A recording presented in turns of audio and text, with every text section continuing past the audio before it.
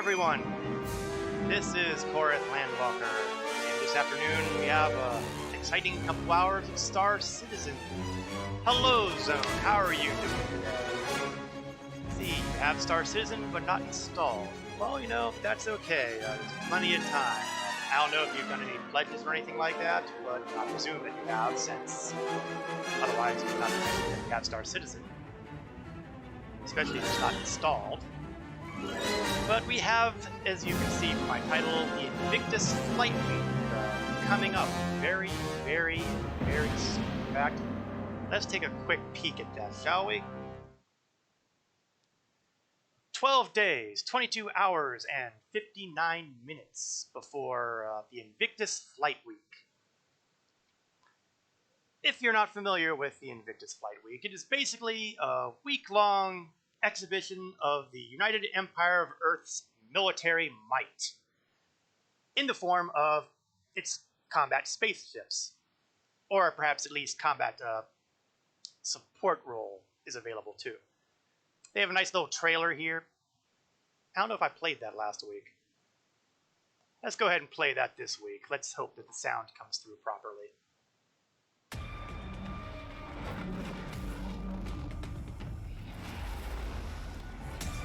Let's have the R9 Mustang. Okay, that's a starter pack. That's a respectable starter pack.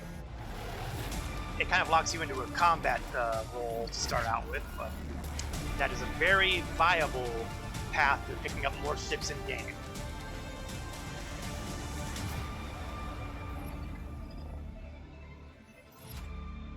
As you can see from that little ad, was that first red ship an F8 Lightning? Yes, it was. It is not a flyable ship in game. Let me back up. And hello, Cap. How are you doing today? The F8 Lightning is the current top-line fighter of the UEE. And to my knowledge, you can't fly it in a traditional manner. However, some people have managed, during the last Invictus week, to break into the ship and fly it around. See, no missile spots for it, just guns. I can believe that, but I could also believe that they might have variants at some point. But that's apparently not going to be made flyable until a player completes the campaign in Squadron 42, the single-player variant of the game, and, well, that's clearly not happening soon. One of the little bonuses of the Invictus Flight Week is the ability to go on board and take a look around the UEE's massive Javelin destroyer, specifically the Warhammer. So we'll actually be able to see the interior of the ship in a non-wrecked state during the Flight Week. During the Flight Week, there will be a number of ships that are put on sale, and, as shown here, you'll be able to test fly every one of them for free. So if you don't have a package of Star Citizen, this is a great time to give it a try if you're interested. If you don't have an account, I'm going to shill. Yes, that's right. I'm bad. I'm going to shill my referral code just for the giggles. That way you can make an account and you'll get yourself a free, kind of free, Aurora ES in addition to whatever your package has. Of course, the Aurora ES isn't exactly what you would call a top-line ship, which is one of the reasons that they're making a referral bonus. But I believe it will have lifetime insurance attached to it, which means it will be easy to upgrade to a better ship. Let's see, R9 Mustang is a racing ship. Okay, I blew that one entirely. But it will have guns attached to it, so it will be able to at least do the starting levels of bounty hunting and get yourself enough money to rent better ships. And then soon you'll be flying ships like Freelancers and Mercuries in no time. Oh, I suppose you could also fly other ships. Here's the schedule on the 21st and 22nd. Oh, you've got one of the Mustang Omegas. Ooh, that's a little less common. Actually, it's a lot less common. I don't think I've seen one of those flying around anywhere. RSI, Consolidated Outland, Argo, and Origin will be on day 1. day 2. Well, technically it's day 1 and day 2. The next manufacturer is Aegis Dynamics, who have so many military hardware that it's not surprising they take up a full day. Following that will be Crusader Industries, Tumbrel, and Misk, and that'll be a big day too because an AMD promotion. So yeah, okay, I remember now. That's how come I don't see it very often. Tumbrel and Crusader will have new offerings because the Hercules Starlifter series, the M2 and C2, and the Tumbrel Nova Tank, or Tonk depending on your accent, will be making their debuts with the Invictus Flight Week. So you'll want to check those out. The next day will be dedicated to Anvil Aerospace and the official end of the Invictus Flight Week. However, we have those garbage manufacturers at Drake Interplanetary running their own little convention for the next 2 days, showing off their interesting starships. So you got the Star Citizen for free. So that'll let you pay the package, huh? That'll let you play the game. Well, I highly recommend at least giving it a try for a bit. If you've got a computer that can handle the user specs, I highly recommend giving it a try. Be prepared, however. Star Citizen is still in alpha. That means it has more bugs than the Starship Troopers movie. You don't know how to play Star Citizen?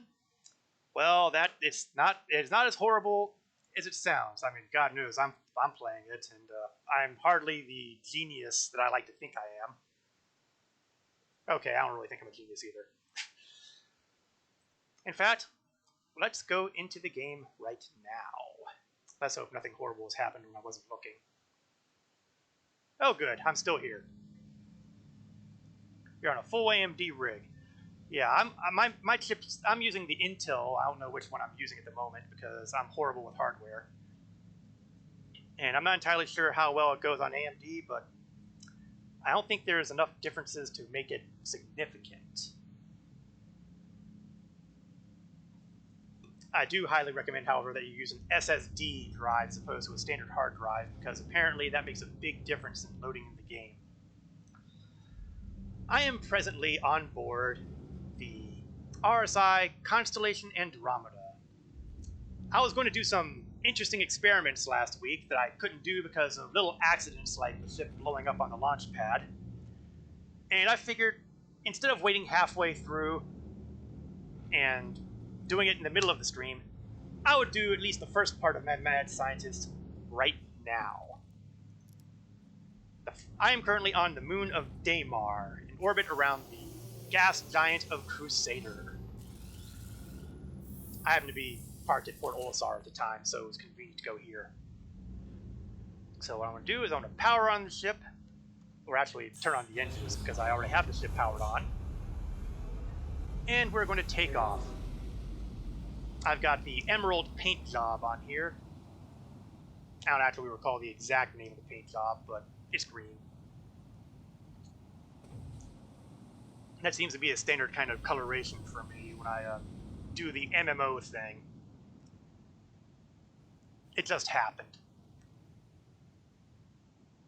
This is it's either the largest, one of the largest medium-sized ships, or one of the smallest large-sized ships. I can't really recall exactly where it fits in the scale of things.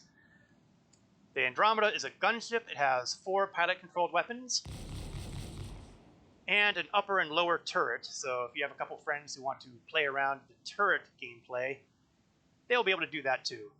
Plus, a very significant number of missiles.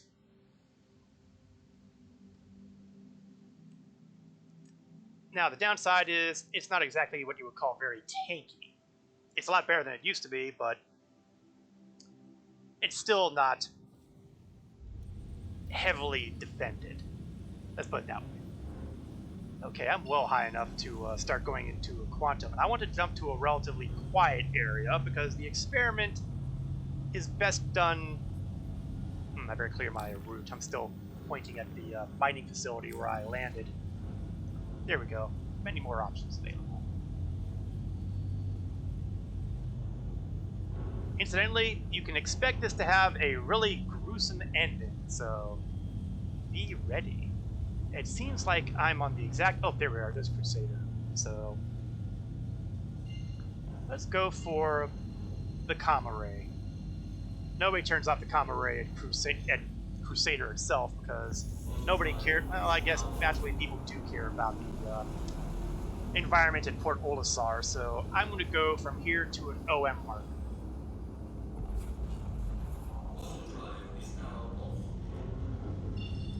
Let's see. OM marker, OM marker. The problem is that the gas giant Crusader is so freaking big that the orbital markers aren't necessarily in rational, sane places. Here we go. OM3.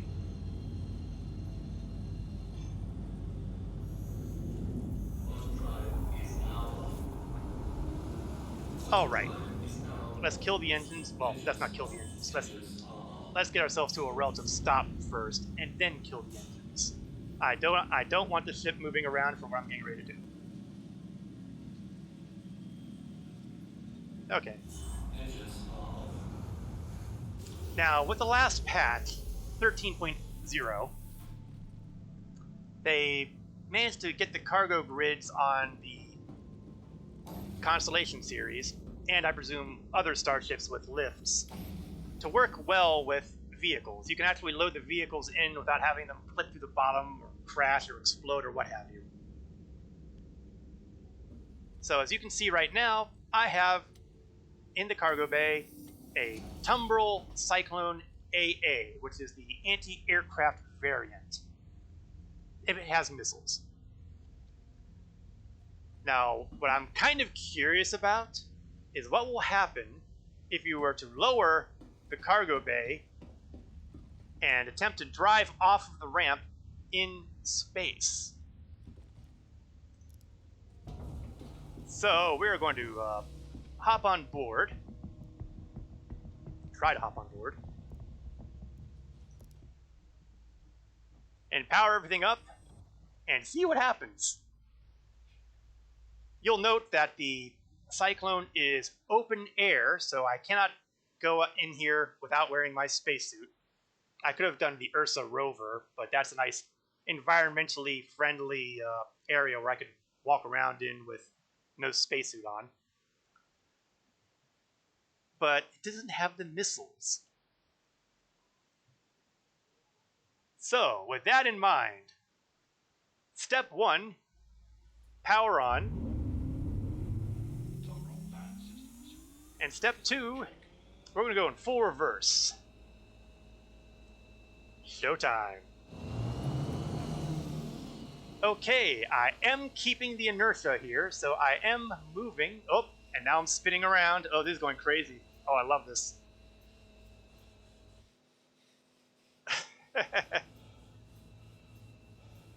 And I'm breathing hard, which means I might be blacking out soon. Let's kill the power and see if that helps slow my spin. Steer left.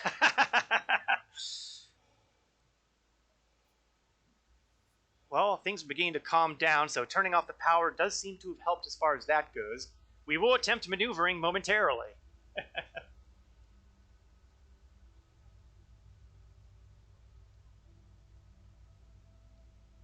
Power on. System check. Now that's interesting because I'm seeing a note here about EMP charge.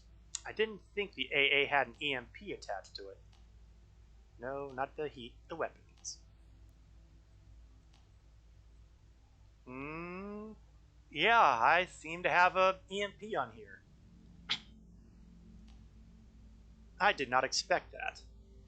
That shows you how much I know about the anti-aircraft variant. Unfortunately, I seem to be pointed the wrong way.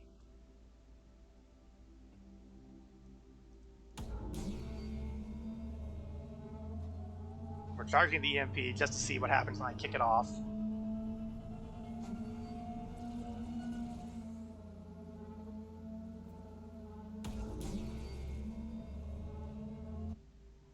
And I've kicked it off.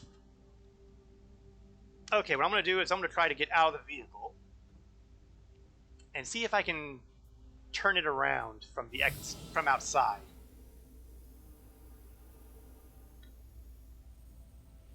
I don't know that I can, but let's see what happens. After all, they were hyping the whole push-pull mechanics in the game now, but I don't know if they got it as far as, you know, being able to push-pull vehicles in zero gravity.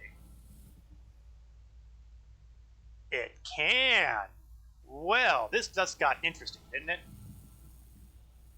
Okay, we've got slow rotation going on here, so let's try to get back on board. Because my next step is I'm going to try to explode my Andromeda.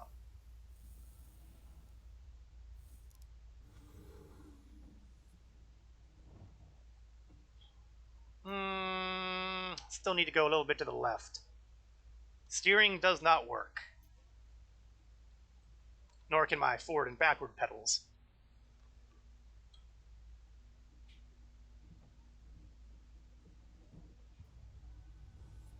Okay, let's get back out, turn myself around till I find the Cyclone. Apparently getting out of the Cyclone has a lot of G-force behind it because every time I turn back around, I am way out here. Alright, let's see if I can nudge it to the left a bit.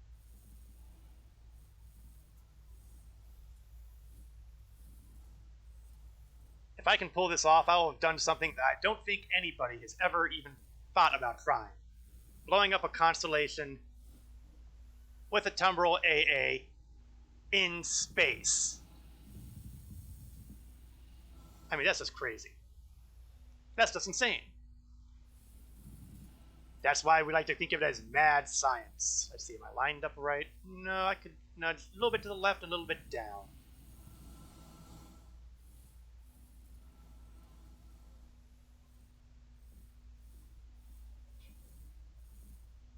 Push, push.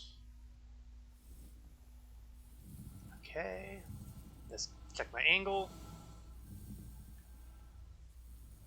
Okay, I think I've got it. You got the wrong title on my... It says I'm playing STO? Dagnabbit, I could have sworn I swapped that. I'm getting some inconsistent stuff on my Twitch here. Where's my stream info? Yeah, it didn't save anything on here. Geez, no wonder his own shop stopped in.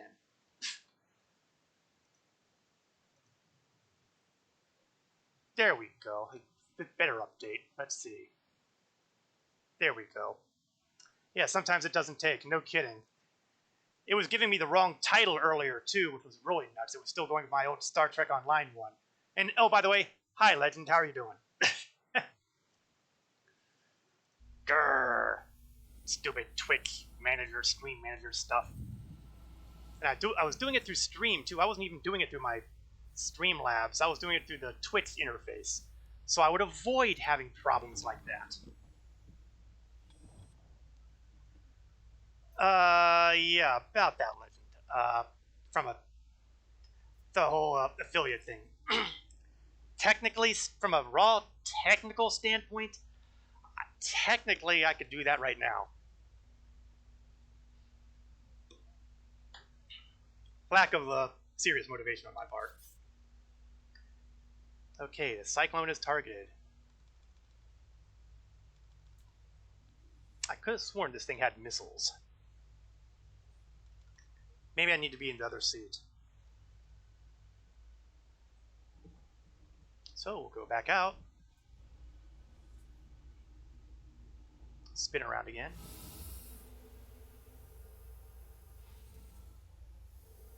Oh, wait, where'd it go? There we go. Oh, come on. I can only, there's only 306. I have to be in the back? There's a back seat? Oh, so I gotta be a backseat driver. Okay. There we are. Spin myself back around. Down. Wrong way. On the wrong side.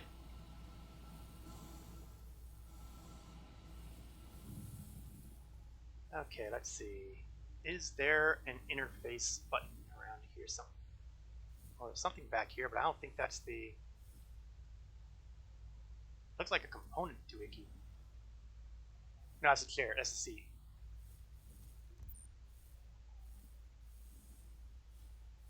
I am not seeing anything that allows me to access it from the back end here. The MT version is in the back. It follow anyway.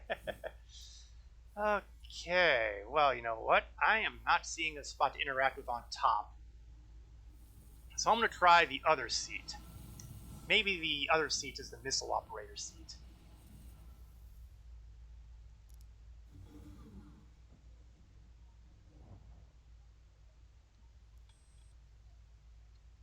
These are the things you don't think about when you,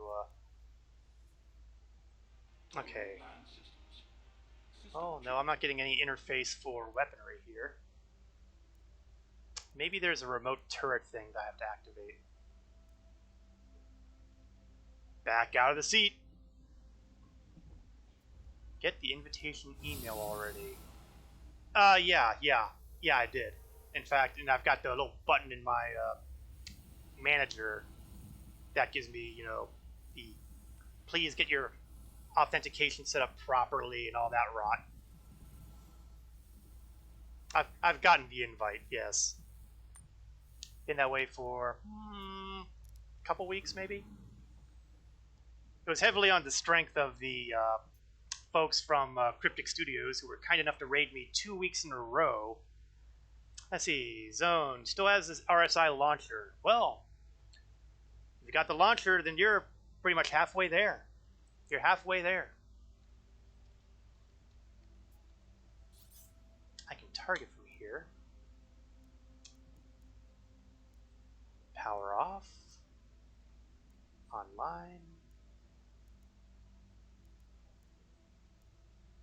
Yeah, I'm not surprised to hear that the MT has the back-end stuff. Do I have a corporation? Why, yes. In a matter of speaking, I do, although it is not technically my corporation. It is, in fact, Legend Eternal's corporation. And let's pop up the links here.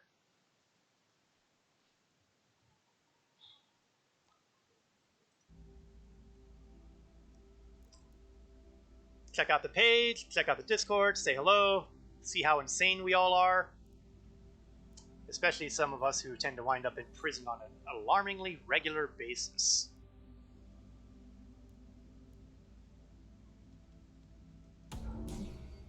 No, that's the EMP again. That's not what I want.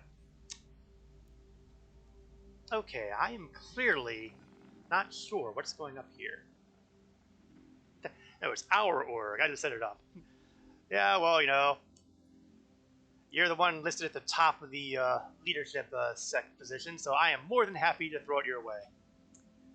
The last thing I want anybody doing is thinking that I'm in charge, because, no, let's not go there. Okay, let's take a look at the vehicle loadout manager. Let me make sure this thing even has missiles. I mean, come on. It has an AA variant. It looks like it's got missiles in the back. Yeah, 2 missile racks. So why can I not get those operating? No, not that. I keep kicking on my EMP. There must be something I am missing.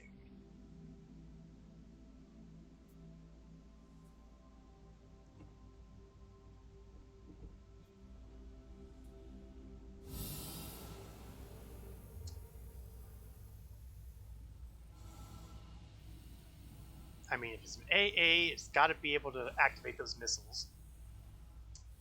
Unless it's insisting that... well, I don't know if it has to do with proximity. I don't think they have the same range, though, as some of the Starship missiles. I don't think I have to get further away.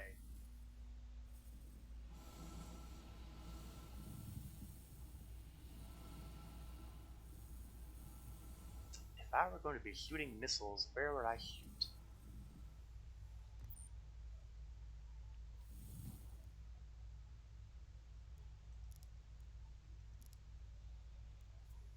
There's nothing here. Oh, I have to say, this section is being highly disappointing. I mean, the only thing I can think of is that maybe it's not... oh, I wonder... can I do something if I go all the way back in here? No, doesn't look like it. I'm seeing the back seats here, but I'm just not seeing an interface. Well, this is why we call it mad science. We try things to see what happens, and we're certainly seeing something happening here, or not happening, as the case may be.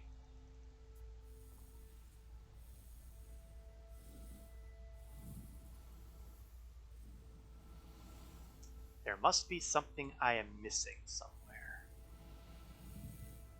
Something that maybe enables the missiles.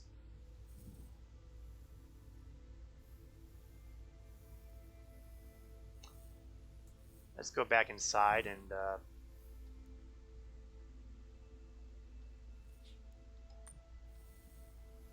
try to go back inside. It's like I'm desperate to blow up my own Andromeda. What is wrong with me?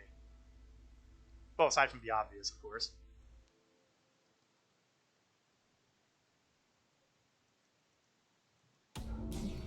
No, not the EMP.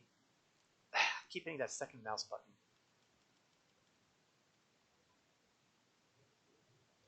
Well, I may have to get desperate here. I might have to look at my keybinds. Yes, I've truly broken down. Let's see, fire weapon group 1, fire weapon group 2. That's not really applicable here. I'm pretty sure it's not applicable here. You know, it's going to be awfully embarrassing if it turns out the only thing I have to do is hit my left mouse button. And honestly, that actually won't surprise me as much as it sounds. Okay, well, you know, for giggles, let's see if the glaringly obvious option is the right option. It is not. You're in the public test universe and you can't get out of bed. Well, you know, I can't help it if you're so sleepy that you just want to roll over and throw the covers on, and that's your business. I'm not going to throw stones.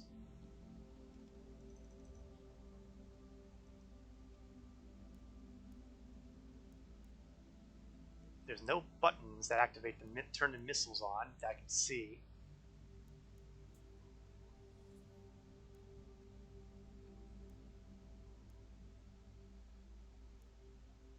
I don't think there's an MFD option that I need to click on.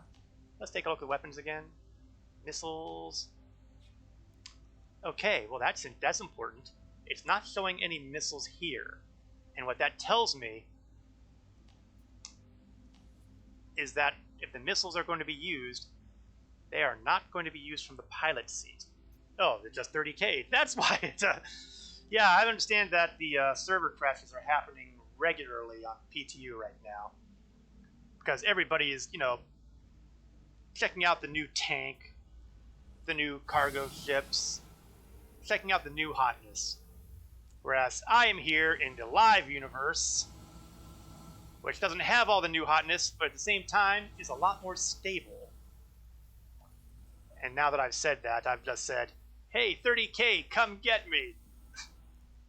You would think that by now I would learn not to taunt fate like that. But I'm a lousy learner. Okay, can I change the MFD here? Missiles? Missiles aren't available here. So that means one of two things. Either, one, the missiles are controlled from something other than the two seats, which is making life entertaining since I can't actually find them. Or two, okay, well, it's not a question of two, because I actually do have missiles on here.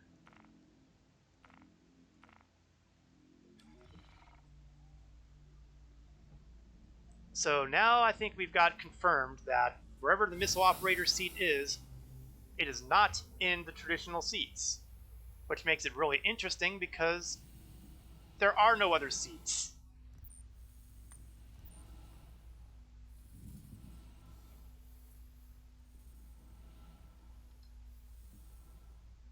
Clearly, something is missing here somewhere.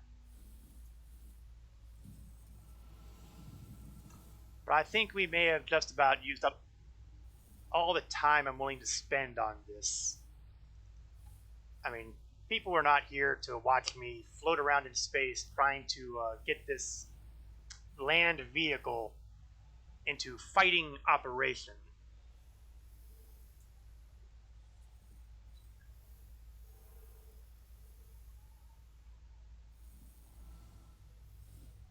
There just really isn't anywhere else to be.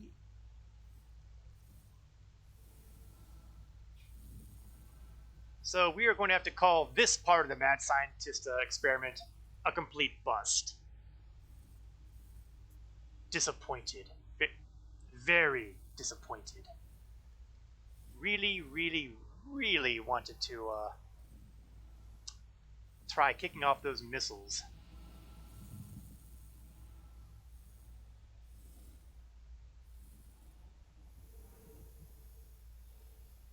Yeah, there's just nowhere to interact with.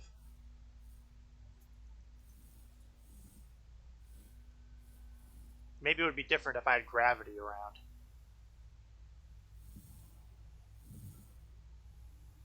But everywhere here is empty. Alright, well, so much for that. Time to go back onto the Andromeda.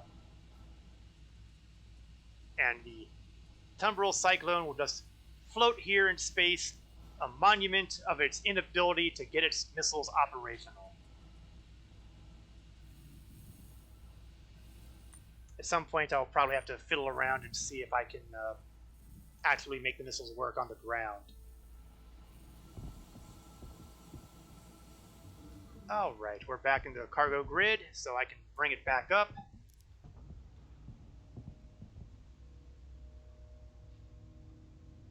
Now, there was going to be a second part of this experiment, and it involves the Merlin that's docked in the back.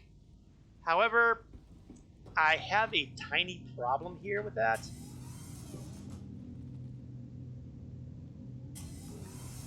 It doesn't quite look all together.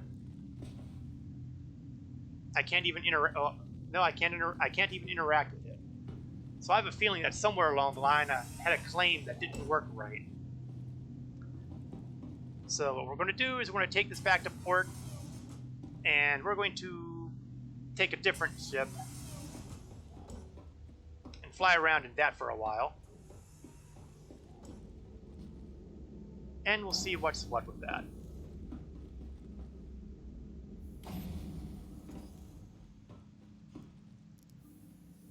Most of my ships tend to congregate at Everest Harbor, so we're going to take a trip there.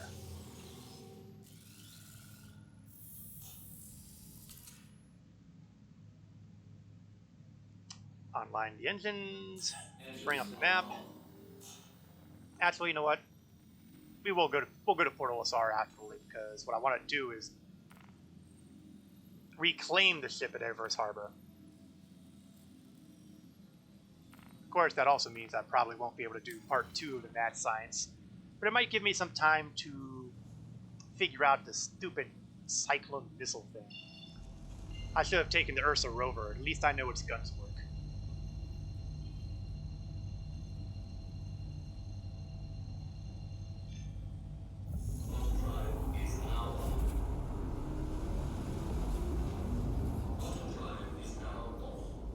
Alright, Port Olisar. Once upon a time, it was the starting space station for all new players. That eminence came to an end, however, after a number of, let's just say, player-unfriendly welcomes that new players would get here. Because these landing pads are exposed, and there are a number of individuals out there who like to grief people and blow up the ships on the landing pads. There is an armistice zone here, kind of, but it is a fragile armistice, shall we say, and people were known to use their own starships as weapons, basically ramming them to death. The death penalty in Star Citizen right now is roughly the same kind of death penalty you would find in Star Trek Online, which is to say, virtually nothing. This will not always be the case, but we're at now as opposed to the future. And because of the potential hostile welcomes that people would get here, now new players get to log in at one of the major spaceports, whether they're at Lorville, New Babbage, or Area 18. And presumably, in just a few months perhaps, Orison, the upcoming landing zone at Crusader. Or as we like to think of it as, Cloud City. Landing complete. Landing complete. Have a pleasant stay. Engine system off. Now, it's always a little bit of a challenge here when you're getting off a ship like this on a landing pad right now, because sometimes your ships randomly explode. Something to do with the landing ramps and stuff. I see you've got one of those caterpillars sitting out there. At the moment, the caterpillars are the best ships for cargo hauling, but that imminence is going to change very soon. Zone wants to see a system where if they crash into a ship just to give a bad welcome, well, they get shot. Well, you know, technically speaking, there's something like that that's supposed to work like that here. Port Olisar does have turrets. They will attack people who have criminal status. It's just that they're not very good with the aim. In fact, they've been known to shoot the station at times. Good thing the station's indestructible, because otherwise... bad things. Am I going the right direction? Yes, I am. AI aim, that's exactly it. Cat will be the best Drake forever. Yeah, well, I expect that from you Drake fanboys. How's your supply of duct tape? I mean, that's exactly all you need to repair those things. I am a well-known critic, perhaps, of the Drake interplanetary design philosophy. All right, so let's store up the. Oh, there's the Merlin. That says it's okay. Maybe I should have done a repair. Maybe that would have been smart. But why would I start being smart now? Oh, and now it says destroyed. Now that makes sense. So let's do a claim on that.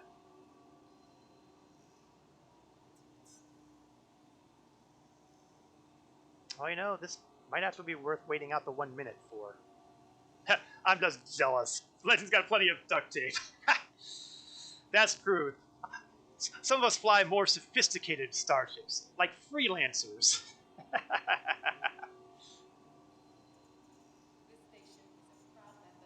45 seconds, and we'll take the Andromeda out again and see if it's fixed the Merlin. If that's the case, then Mad Scientist Experiment 2 will be live. Can you feel the anticipation? Yes, you mock the freelancer, but the freelancer is king. Well, the freelancer Max is king. I don't actually have the freelancer Max.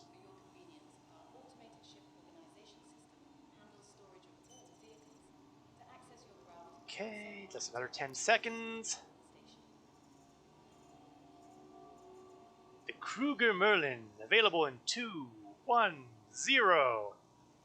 Alright, now let's pull out the Andromeda and see if the Merlin is attached properly.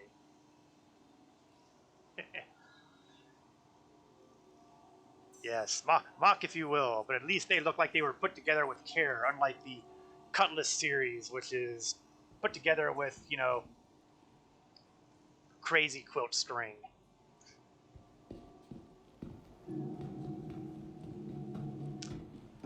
I will point out that in roughly 2 weeks, 2 weeks? 1, 2, 3 weeks.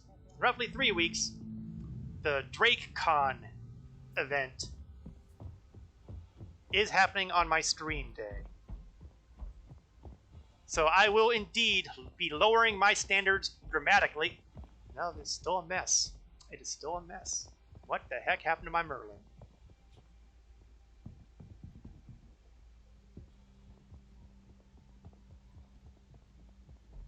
Okay, we're going to go back to the original plan of taking a different ship back out.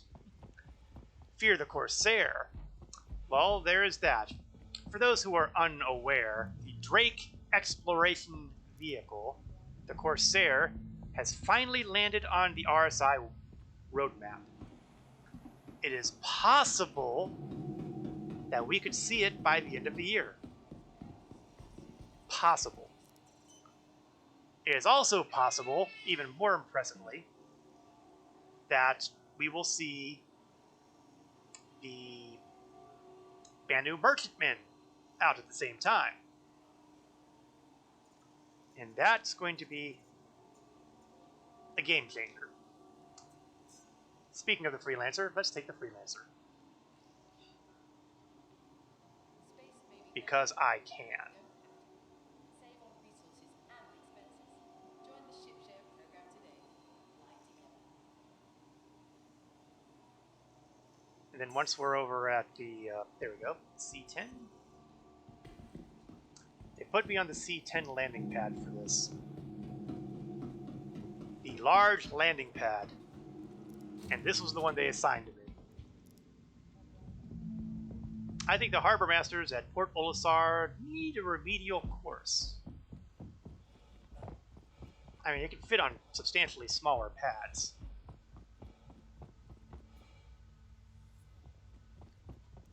Going through loading ramp.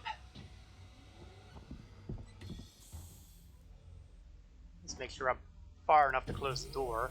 If I'm too far back here, I'll accidentally go into the turret up here. Drives me nuts when that happens.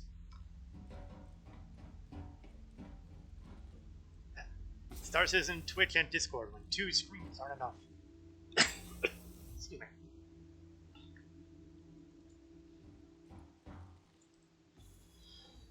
Yeah, I'm doing this all on one monitor, so... Well, that's not 100% true. I do have the Twitch chat on an iPad. Hopefully, that allows me to respond in something resembling real time.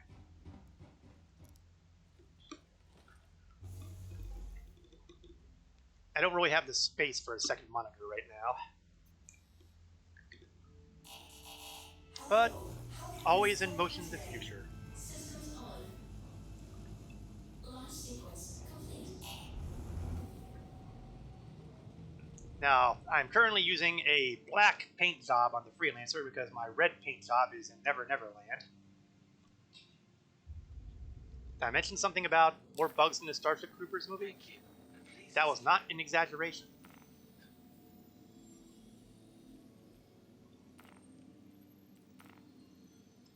So let's see if I can get myself to Everest Harbor. Oh, it's actually taking me to an OM point as opposed to trying to jump to the harbor instantly, so maybe everything will be pointing the right direction right away.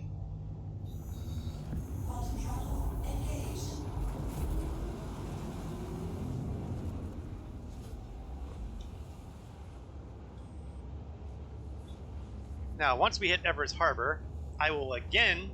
Well, actually, no, I won't, because that'll be a landing pad, not a hangar door. Somewhere in the various hangars and cargo areas, there are trolleys. I've yet to see any trolleys in this game. Theoretically, you can load them up and do stuff. You know, now that I think about it, there's also supposed to be something about mounted guns. I don't know if that actually got through or not. Anyone on chat know if the mounted guns ever went into game, or if they pushed that off?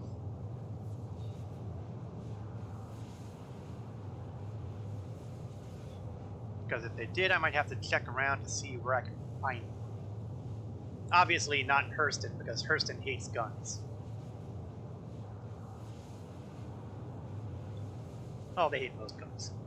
They like the guns that they sell, that they manufacture, but those are for ships. They don't like to arm their populace. Probably because their populace would shoot everybody in power.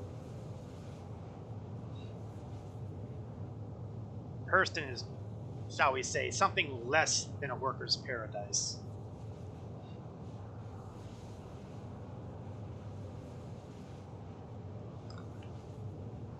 Oh, I'm under 2 minutes out, and my shields are almost charged. I'm not sure I went out of my way to put better shields on here. Although I might have. Nope, I'm using the baseline. Shamali shields. Otherwise known as awful.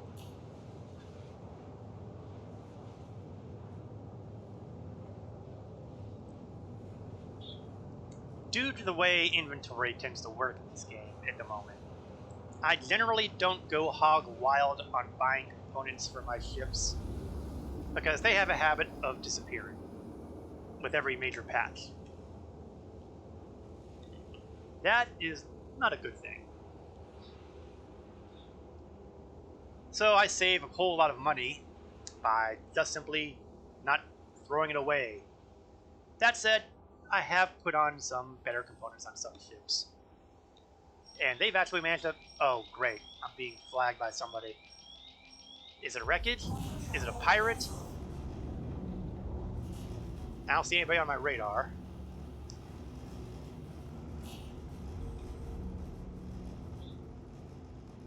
So it's possible that there was some wreckage between me and Hurston that I would have crashed into at quantum traveling speeds, which is not the speed of light, but a reasonable percentage of it.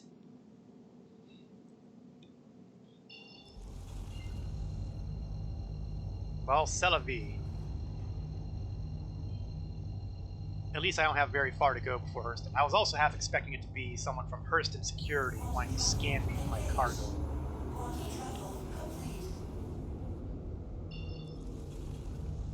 Hurston Security, they tend to be individuals that would be very tempted to just say, oh, the heck with you, and shoot them. Fast way to a criminal status rating. But they annoy me.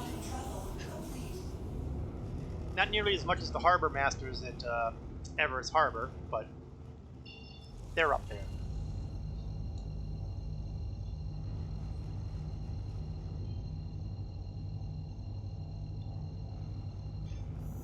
Alright, let's come in for the landing. Then we'll claim the Andromeda, and then we'll spend some time with a little more action. After all, flying around and playing mad scientist with experimenting things, that has a certain level of fun. But blowing stuff up has its own level too.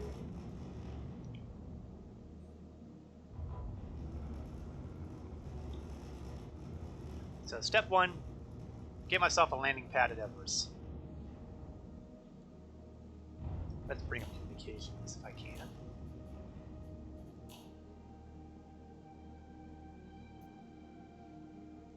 We're kind of on the dark side at the moment, so it's a little hard to see the station. And it does look like I'm about to hit something important, so let's kind of shift my approach just a little bit. Because I don't want to die. Please proceed to assigned landing bay. And it's all the way over here. Naturally. Oh, yeah, let's cut the speed down a little bit too. Other embarrassing thing would be to crash into the station. Now, I'm flying over a couple of docking bays. This is where the ship-to-station docking will happen for those big ships like the 890 and Hammerhead. Just an FYI.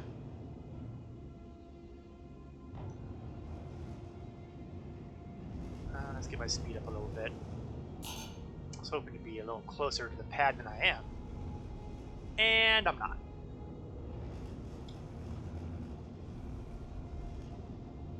Alright, here we go, here we go. We'll drop the landing gear. Gear down. Cut my speed a little bit.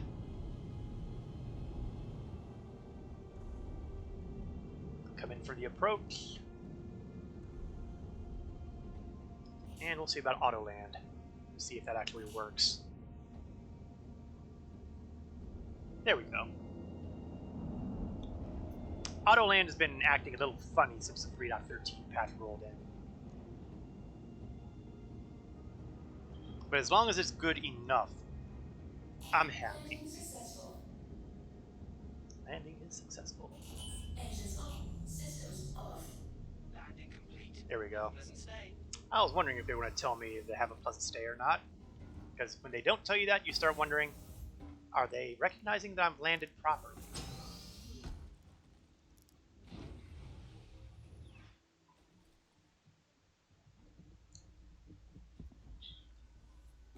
Alright.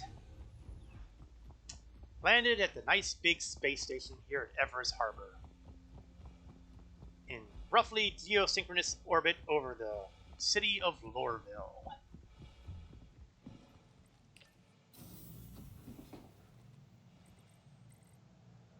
Let's all go to the lobby.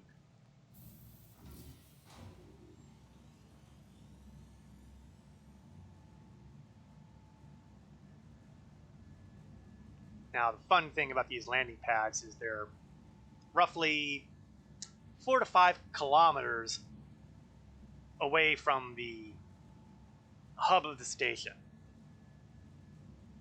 So, if you complain about how slow the elevators are going, just figure that we're covering roughly 5 kilometers in under a minute. I'd like to see any elevator in modern day beat that.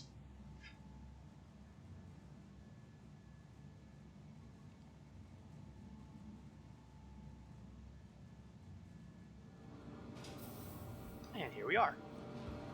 So, let's go with step 1. Step 1, store the freelancer.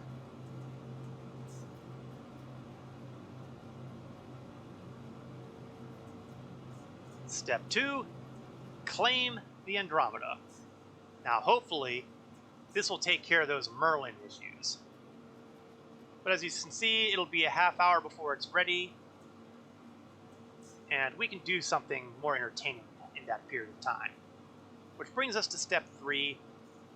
Let's find a ship we can go explode things with.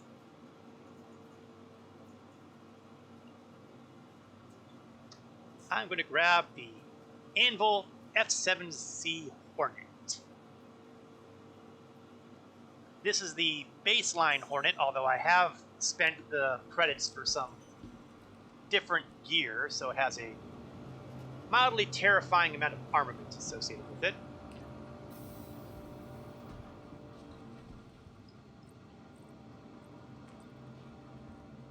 It is built as a medium-sized fighter, has a decent complement of missiles and guns, especially since I took out the cargo component and put in a ball turret, which gives me no less than 5 Gatling guns. Pretty sure the number is 5. Math is hard.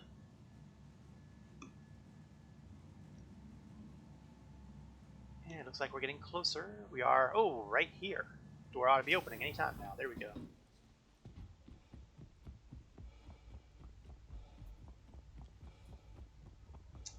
Incidentally, according to some of the leaks out there, the Hornet may be getting some custom paint jobs with Invictus. For, real money, I suspect. I haven't seen any new paint jobs go into the dumpers depots here for some time. They really need to update that. Ooh, the turrets are shooting somebody. That means we have someone bad around here. Or maybe it's just a bandit. I don't see any hostiles on the radar. So we are going to... Well, let's take take a quick look at the Horde here. Yep, 5 Gattlings. I got 2 on the wings, 1 up the nose, and a couple up top. Attention. I have been authorized to scan your vehicle for security purposes. Please hold your vehicle and stand by. Sure, go right ahead, guys. Tick, tick, tick, tick. Okay, thanks. You're clear to proceed. You guys are too good to me.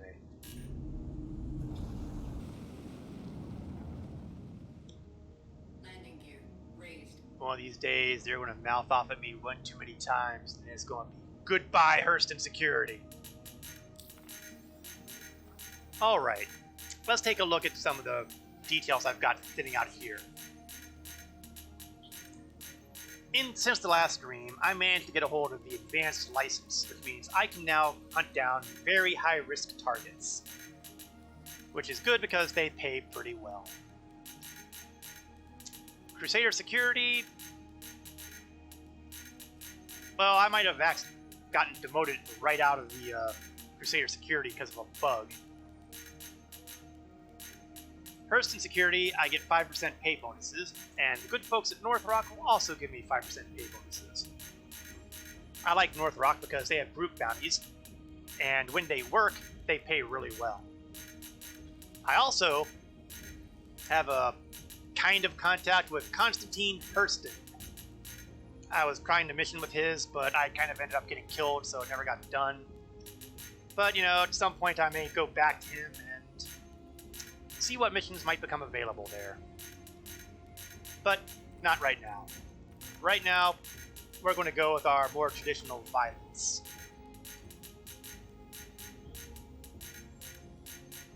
Ah, okay, here we go. They've booted me so far down that they want to reassess me. A Crusader. I'm not in any particular hurry there, though, so that can just sit. I'm going to go for this bounty assignment for group warrants, which will give me a cool 60k plus bonuses and 5% on top of that. And while we're on the subject of bonuses, always grab Call to Arms so that every other ship you blow up will also pay. North Rock bounties are conveniently listed in the same planetary system. So usually, all you gotta do is just grab the North Rock and you'll have to stick around Hurston and have yourself a time.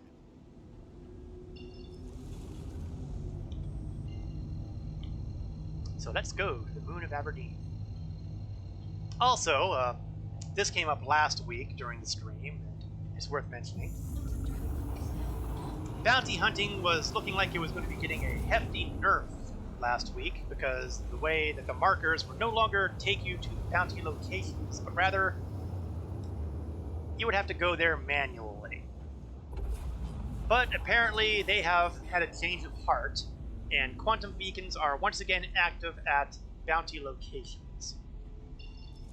So, one of the big gripes of the upcoming patch seems to have gone away. For now, at least.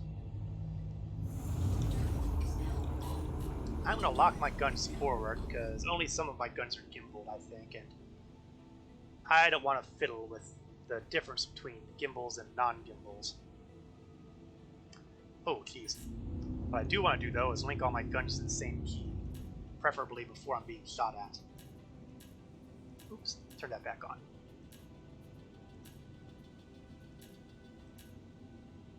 Alright, now I'm ready. Oh, thank heavens, for a minute there I thought I had the map to the wrong key. And you haven't scienced that yet. Well, you know, they said in the notes they adjusted arrival distance. Well, yeah, I don't really know the answer to that, and obviously I'm not going to personally until somebody does science it.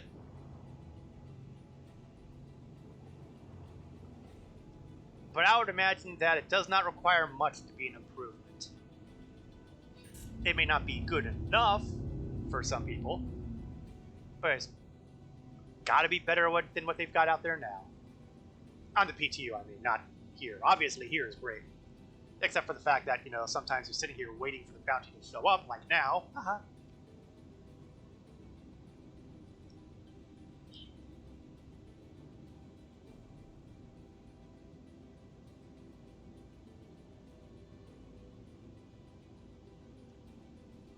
This was a problem when they did the last major patch too, that for a time you had to wait around for the bounties. And that kind of makes me wonder about how much, what are they doing with their branch and software development here? Because I have a feeling that whoever put in the stuff for this patch was working off of the old code. I can't prove this. I just suspect it heavily.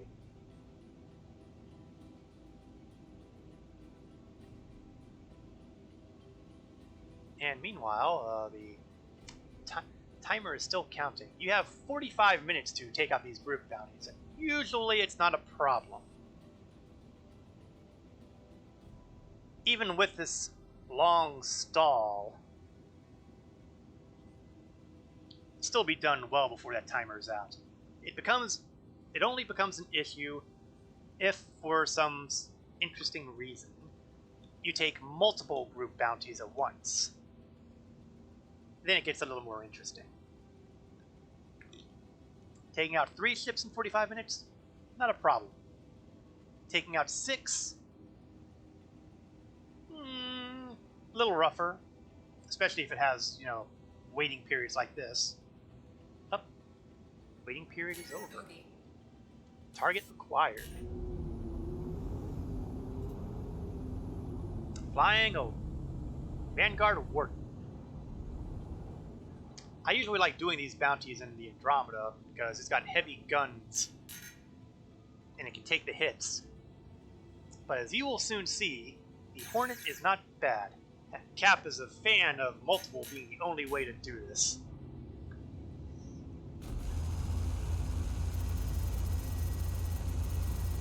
Just listen to those rounds going off. And there they go. Blazing weaponry. Now, the Gatlings are good against those smaller targets. Fighters, in other words. You might want to go with something a little bit like, yes, so much DACA, yes! More DACA!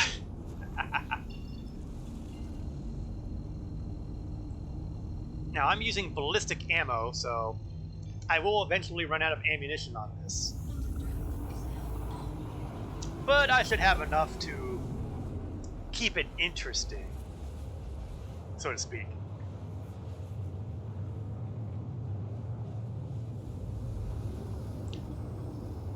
Now, I like to use Gatlings or repeaters for fighters and small ships because, well, small ships are fast and maneuverable. And you're going to want to land as many hits as you can. But if you're going up against a larger ship, you might consider something more along the lines of the cannons, which are substantially slower firing, but they hit harder.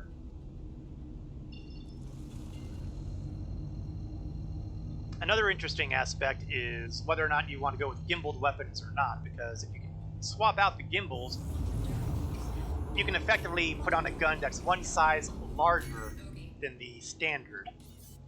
So if you have gimbaled size 2 guns, you take out the gimbals and you can install size 3 guns. Legend runs cannons on his Talon and Buccaneer. That doesn't surprise me for the Buccaneer because the Buccaneer has so many guns on it that is disgusting. I don't know enough about the Talon to really make any great judgments on that one. But I do tend to stick with the repeaters for my fighters because 9 times out of 10, if I'm flying a fighter, I'm flying something similar in size. That said, I make exceptions. My Vanguard, for example. Oh, someone just saw me. I've got radar locked. And he's shooting at me before I can shoot at him. How rude. Bring the pain.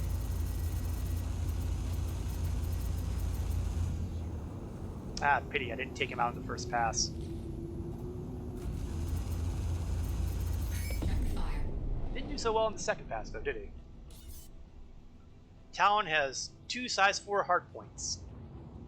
Yeah, those are decent sized guns. They will mess up a fighter pretty easily. If you can land the hits, of course. Landing the hits is kind of a big deal.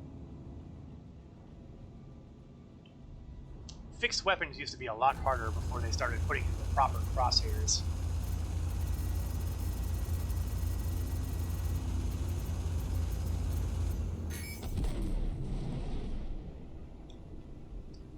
Mission accomplished. Another solid Drake ship, the Buccaneer. Yeah, I think when I do my stream for the Drake Con, the Cutlass Blue and the Buccaneer are going to be high on the list. And I also think that I will probably grab the Herald too. Even though the Herald has no point in existence at this time. I like to try to at least dust off these poor neglected starships and give them a spin.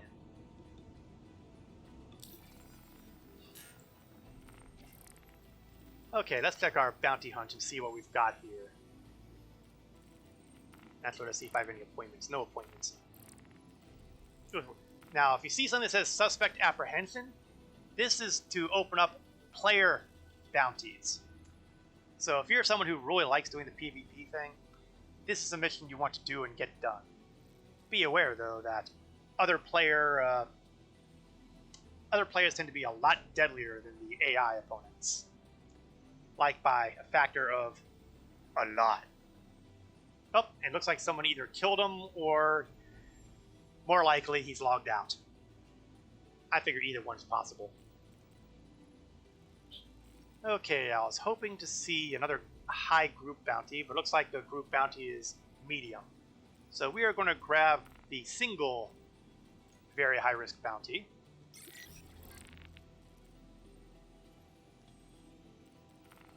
He is located somewhere other than where I'm at. He is over here at Ariel. And I think that we're going to have a little bit of different fun here. You see, I've been using the guns on the Hornet, but let's not neglect the missiles. The missiles deserve some fun, even though restocking missiles seems to be a little fuzzy right now.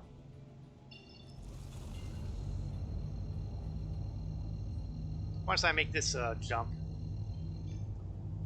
we'll take a look at our missile complement.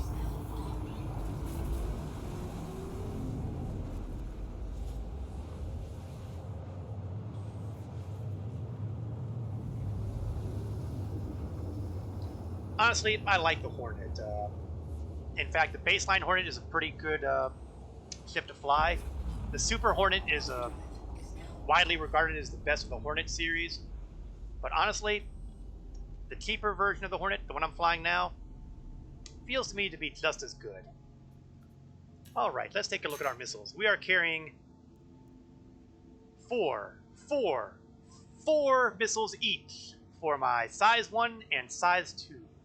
Size 2s are electromagnetic, which means they will hunt down the EM signature of your opponent and blow up. The marksmans are only size 1, but they're cross-sectional, which means they generally don't care about some of those countermeasures being thrown out. Don't bother using flares on those guys. What missile I'm going to set to arm here is going to depend a lot on what my target is. If it's a fighter, then I'm more inclined to use the size 1s. If it's a big boy, I'm probably going to want to use the size 2s and probably have to use the guns as well.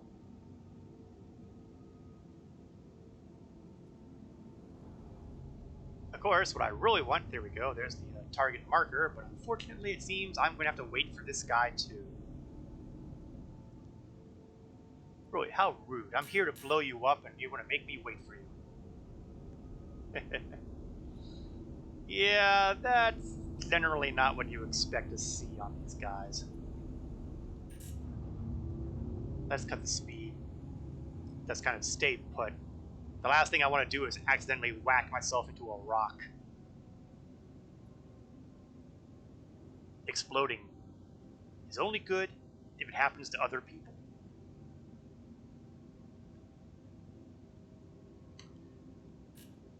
There we go, 4 size 4s, 4 size 1s.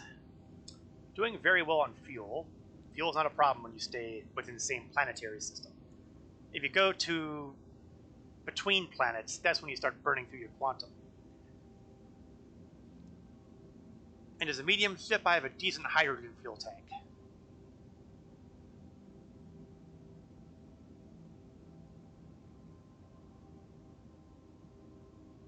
I feel like I need a deck of cards to put on my dashboard here.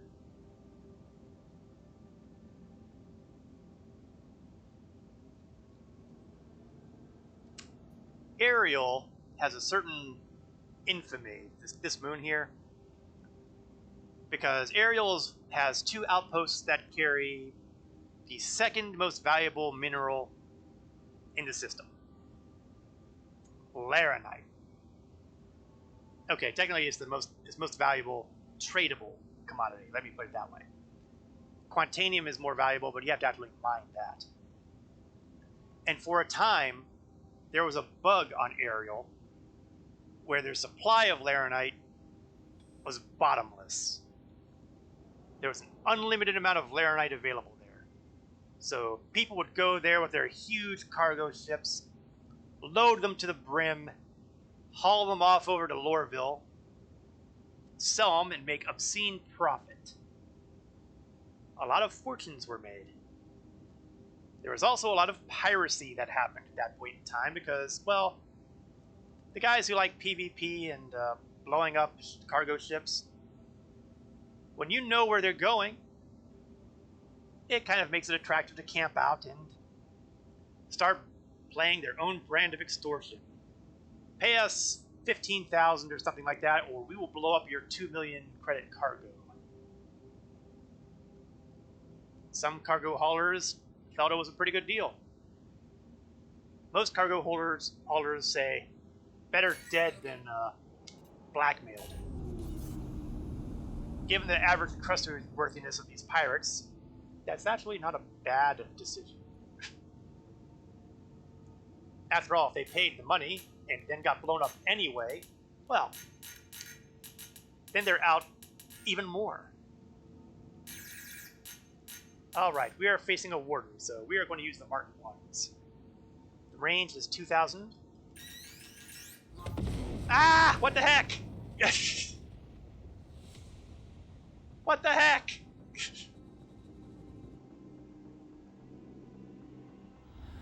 Sad trombone noise, please.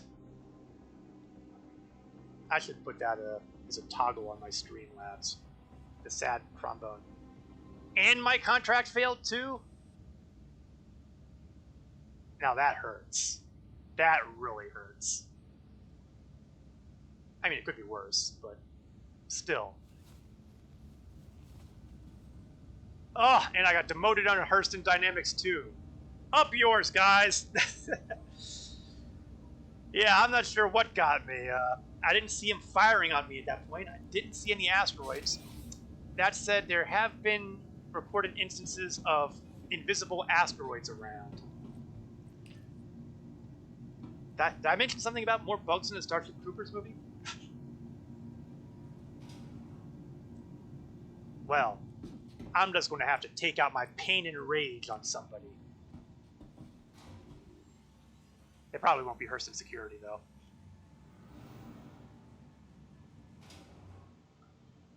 Yeah, random explosions like that usually either indicate that I've hit an invisible asteroid or something else has happened that is not related to being fired upon, because although you know what, I will say this, I exploded when I was pressing the button to fire the missiles. I'm beginning to wonder if I got hit with a bug that locked those missiles on my ship and, well, bad things happen there.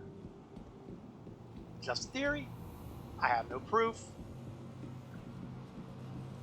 But that is certainly, it was certainly awfully suspicious timing. Alright. No more Mr. Nice Guy. Let's expedite the Andromeda.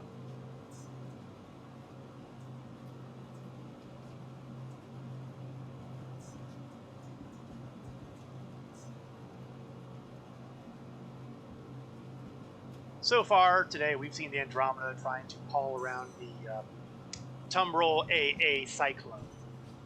But now we're going to take a little bit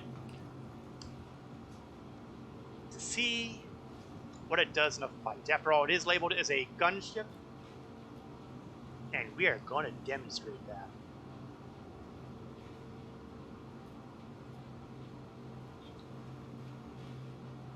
As soon as the elevator gets here. Dum, dum, dum, dum, dum, dum. Oh, good. Let's see. Pad 6.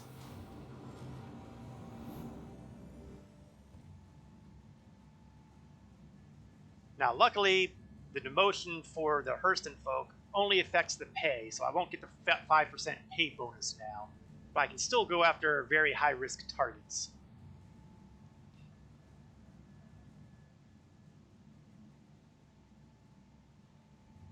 I was trying to be clever with the missiles. That may have been a mistake. We won't make that mistake again. But first, I want to see if the Merlin's in here properly. No, the Merlin is still messed up. I do not know what is going on here.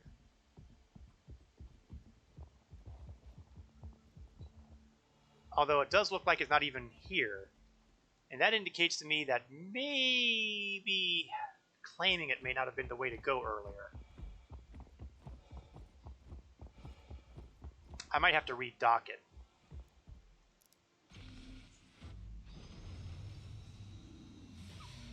Well, I can do this. In theory. But first things first. I want to get myself back into good graces of the Hurston security folk. Well, at least the folks who pay from Hurston Security. Obviously, I could care less about Hurston Security as an organization since I want to kill them most of the time.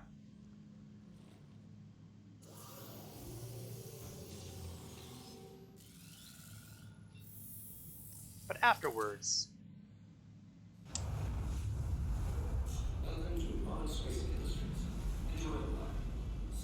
Okay, let's check out my contracts. Let's see if I got... Okay. Fossler, congratulations, you've drawn the short straw.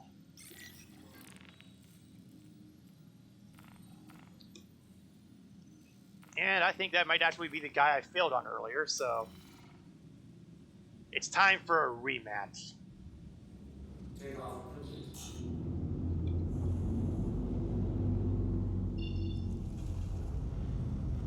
And again, wait. Now, for this vessel, I will use the gimbal assist because it is a much larger ship. It's using heavier weaponry.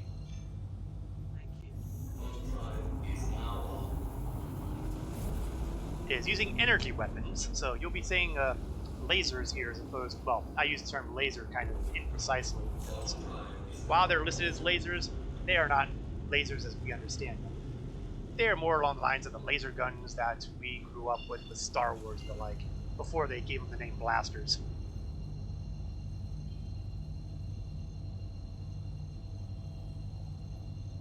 Now, if I randomly blow up on this one, I might become a little annoyed.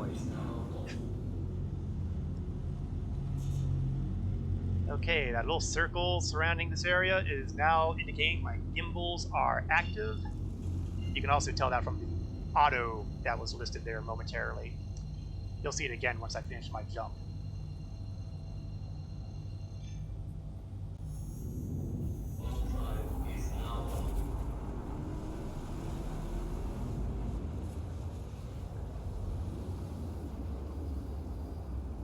Oh, I thought I was going to Ariel, but apparently I'm at Aberdeen instead. So it's not a rematch. Doesn't matter.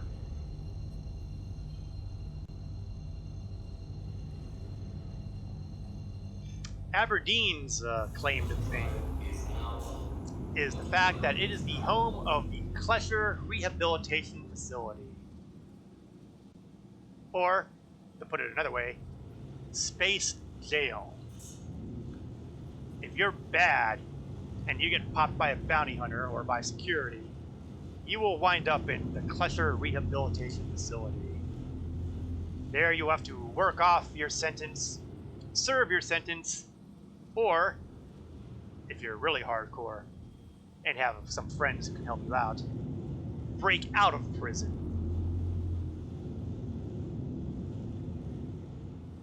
That's always a hazard when you operate as a pirate in a supposedly civilized system. Now, theoretically, either at the end of this year or the beginning of next year, we will finally get a brand new solar system, Pyro. And Pyro is a lot more lawless than Stanton is. So all the little amenities that we get to deal with here, like communication satellites that point out where the bad guys are, that won't exist in Pyro. Ah, the target is here. Let's go say hi. And he's flying a Hurricane. Small fighter. They use scatterguns a lot. Very annoying. Unfortunately for them, no match for the weaponry on board the Andromeda. Not nearly as pleasing a noise as the Gatlings.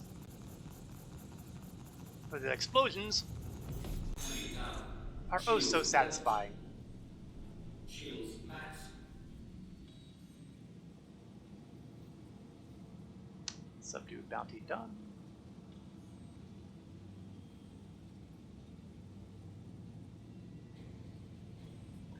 Okay, I'm going to take a quick look at the underside, make sure there's nothing, nothing there. So what I'm going to do is I'm going to head back to Everest, but I am not going to land there.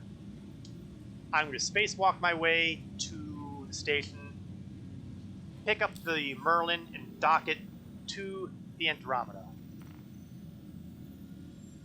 Docking, ship-to-ship docking, is a very new thing. It is only available between the Merlin and the Constellation at this time. But the fact that they've gotten the mechanics in play for that opens up a lot of possibilities. It opens up the potential usefulness of the Starfarer, which is a fuel refining ship. It basically carries lots of fuel. Theoretically, you would be able to dock with that and refuel your ship. That gameplay is on the radar, so to speak. Although it's not on the roadmap as of yet. At least not to my knowledge. There we go.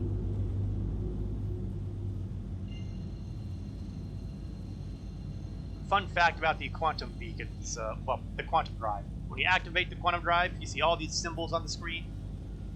If it's a square, kind of a square, it's a space station.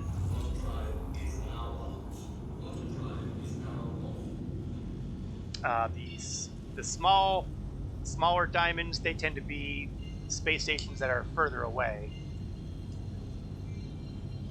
They tend to be actually markers to the stations. These hexagonal ones are points of interest on a planet. The pentagons that are pointing down, those tend to be the major landing zones. The big diamonds. Well, let's see if I can use it. Oh, that's interesting. The big diamonds are usually orbital markers, but that one apparently is pointing me to a ground site. Interesting. Okay, let's try to get a little closer to the station, because if I'm going to be spacewalking, I want to at least make my trip a little easier by getting myself as close as I can to probably anywhere. Yeah, maybe I shouldn't go too fast though, because Hurston Security is out here. And if they start complaining about me, I'm going to want to be able to slow down quickly.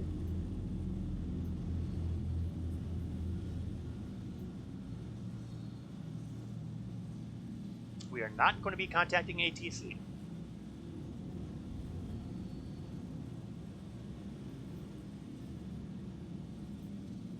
Okay, that's one of their fighters.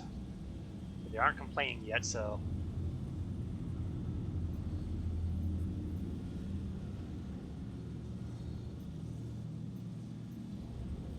Wish I wasn't coming up on the night side. Okay. Looks like they have some landing pads over there that I want to be near, but not too near.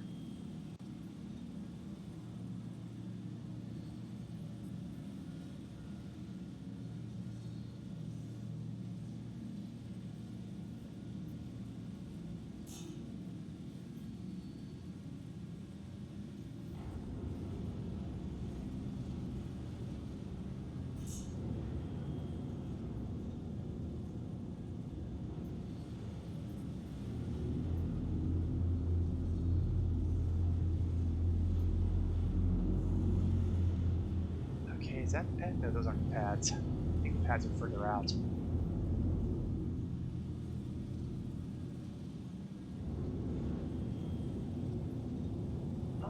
Up, up, and away. I think I'm on the wrong section. I'm on the wrong section. Oh, but that is a pad. Or a hangar. Actually, that's... Oh, let me see. If I can see a number associated with it, then it would tell me that I can go on board. If I can't see a number on it,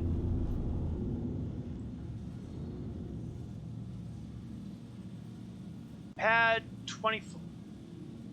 That pad 24? Is that what I'm reading? Because I don't think there's a pad. No, pad 4. Okay, excellent. So we're going to kind of shuffle over to the side here.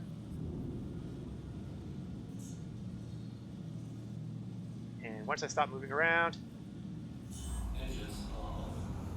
and it's time to go EVA.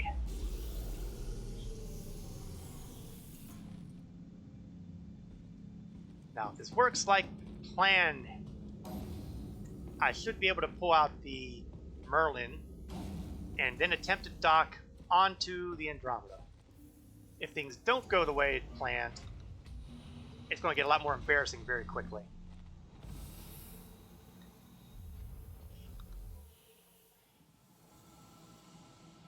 Because if things don't go as planned, it's going to store the Andromeda, and that will be that.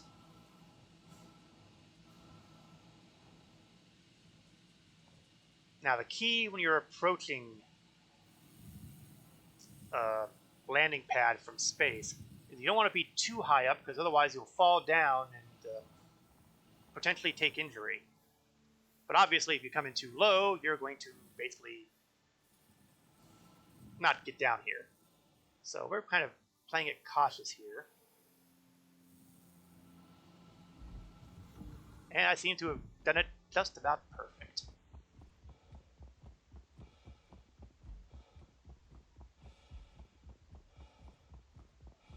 Pad 04.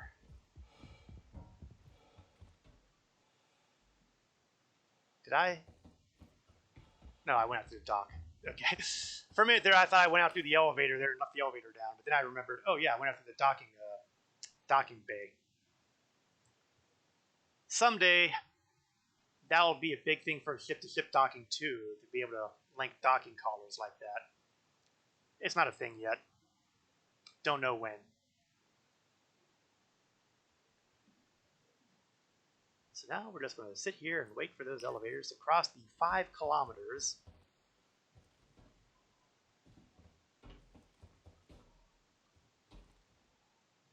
And hope that I'm far enough away that it won't auto-store the constellation. Pull out the Merlin, we'll do the dock, and then we'll do a little more mad science.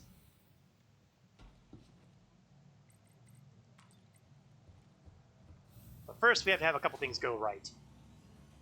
I need to get the Merlin, the Andromeda still has to be there, and I have to successfully dock. That's not necessarily as simple as it sounds.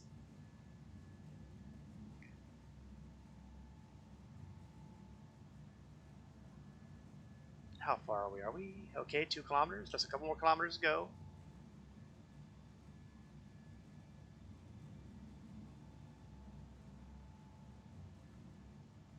Four kilometers? 4.5 kilometers? 5 kilometers. Should be opening momentarily.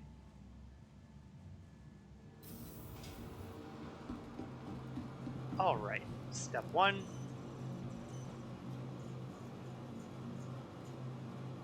We're going to track the Andromeda, even though it should still be there.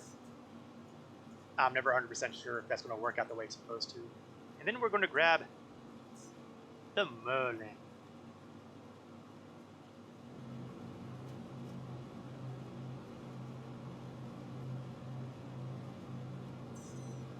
Pad 2. Andromeda's still there. Excellent. The plan is working.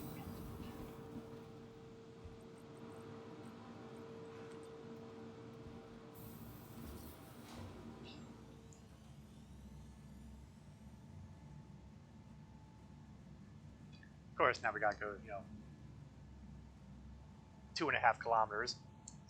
The smaller ships seem to be getting the closer pads, which makes a certain amount of sense, I suppose. 5 gigabytes left. Yeah, there is a lot of game to Star Citizen.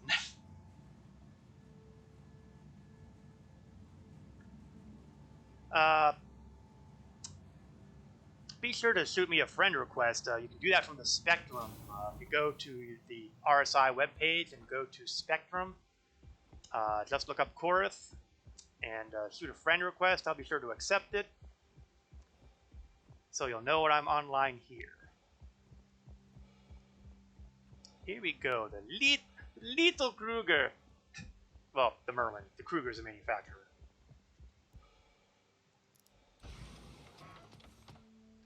Get on the tiny, tiny ship.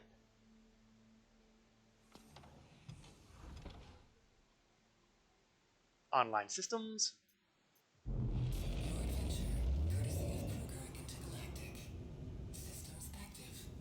And now there's the Andromeda over there.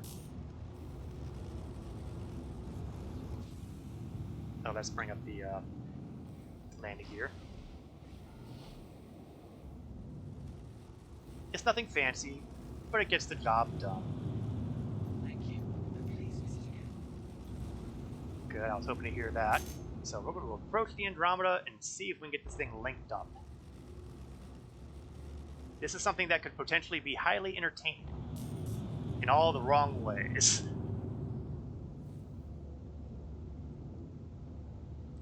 Now, docks from the back end, I'm going to turn on the headlights here because I'm really going to want to see where I'm at. Attention. I have been authorized to scan your vehicle for security purposes. Really, guys? Hold your Really? vehicle and stand by. Do I look like I have enough space in this ship to hold illegal cargo? Seriously?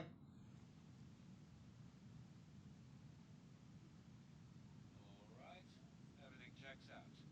You're free to go. You're too kind.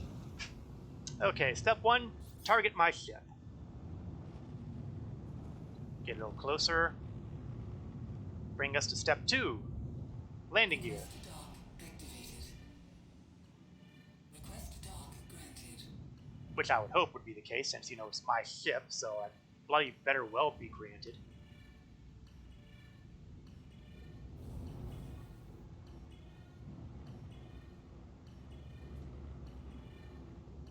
Now, there is an auto land feature on here that'll kind of work sometimes, but sometimes it doesn't. So the key here is that you want to get them dots lined up. Oh, hold on. It was close.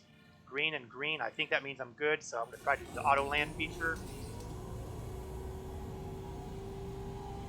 There we go. There we go.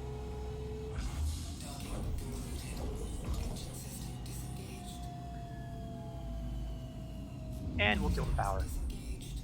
And now, my Merlin snub is not only docked, but intact. And because of that, mad science can happen now. What do I mean by mad science?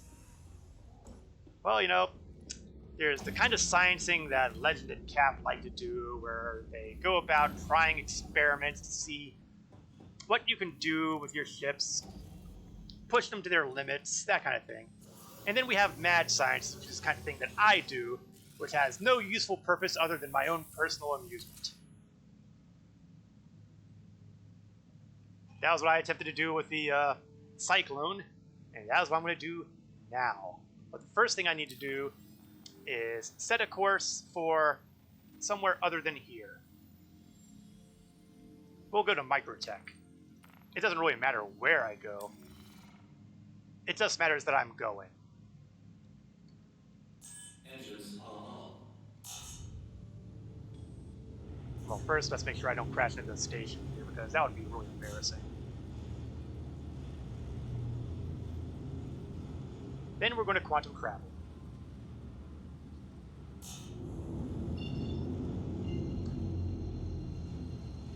Pics of our experiments are just posted in the Discord. Oh, I'll have to take a look at them later, Legend.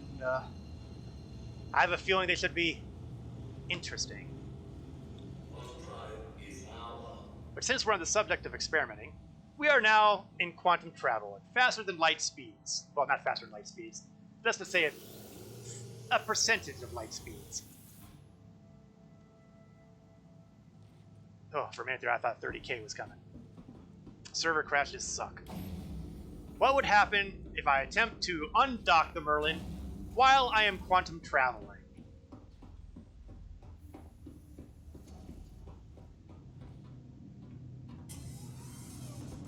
Yes, yes. If insanity has a name, it must be Corinth. So first things first, let's see if I get on board. Well, this experiment may have been aborted faster than I expected because I am not getting the option to even go on board today. So it might be a failsafe.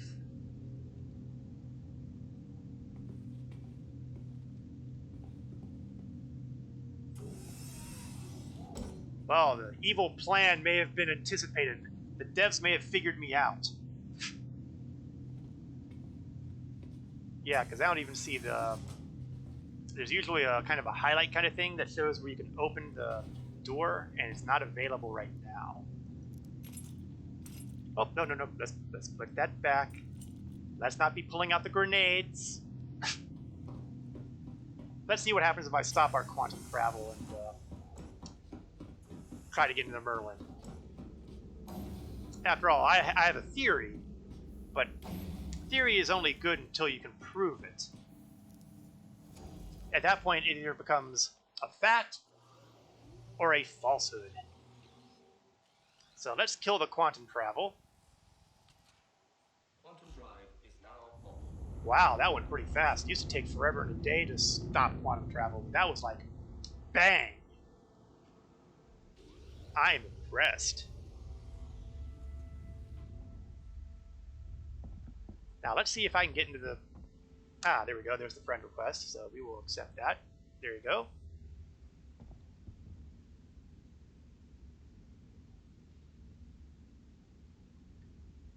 You can open anytime now, door. I mean, I wonder if there is a 30k en route, because when doors don't start opening, that's usually a bad sign. I'm going to take a quick look at the, well, no, the B-Win number, that would be this number over here, is at least moving. So that indicates that I shouldn't be having these problems.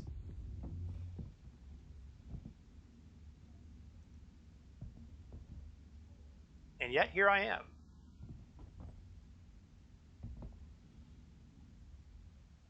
Have they figured me out? Let's see if I can get into a turret. Well, the turrets work, so if the turrets are working, then it's probably not a 30k.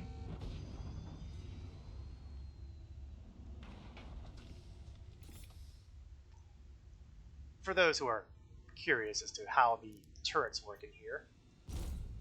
Welcome to Product Space Industries. Likewise. Slow moving, these are cannons. They hurt. Well, they hurt if they hit you.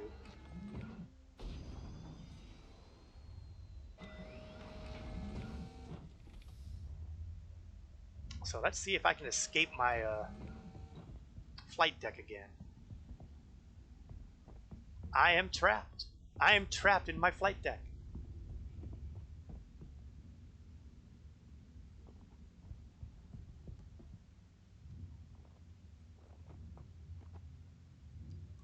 Let me out!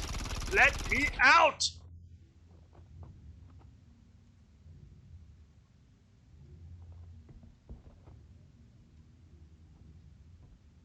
I don't think that worked. In PTU, you're dropping out of quantum about 35 kilometers from target. Ah well, I guess the fun couldn't last as far as that went. My door does not want to open. Well, nothing to do now but try to get to Microtech and see if I can get out once I've landed. But that is a little bit disturbing. Did I mention something about bugs in this game? I think I might have mentioned it once or twice.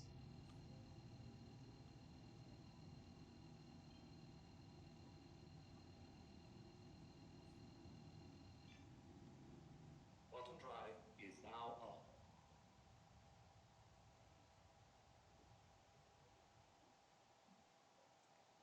And it sounds like some of my sound is not cooperating. I am beginning to suspect that this server may not be much longer for this world, regardless of what the B1 is telling me. Let's get rid of that.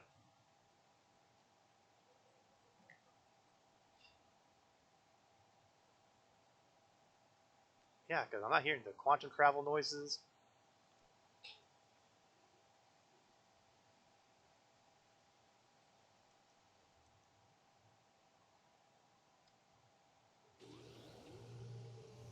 It's not like the entire sound is gone, because I can hear the chair operating.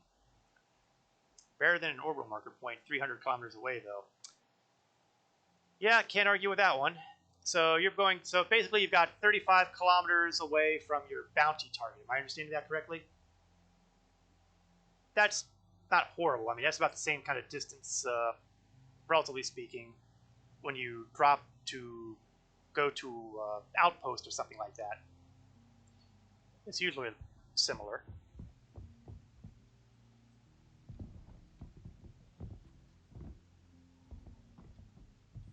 Oh, I just arrived at the Microtech system. Better get myself set up here.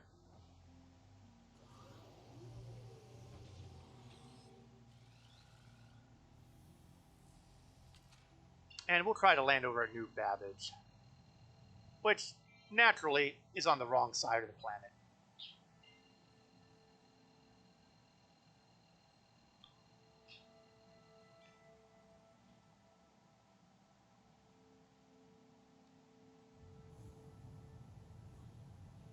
But that's okay, because New Babbage looks pretty nice at nighttime, unless the weather's bad.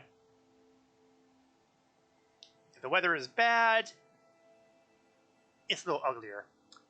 Basically, Microtech is our closest equivalent to Hoth. It's a snow planet, an ice planet, a cold planet.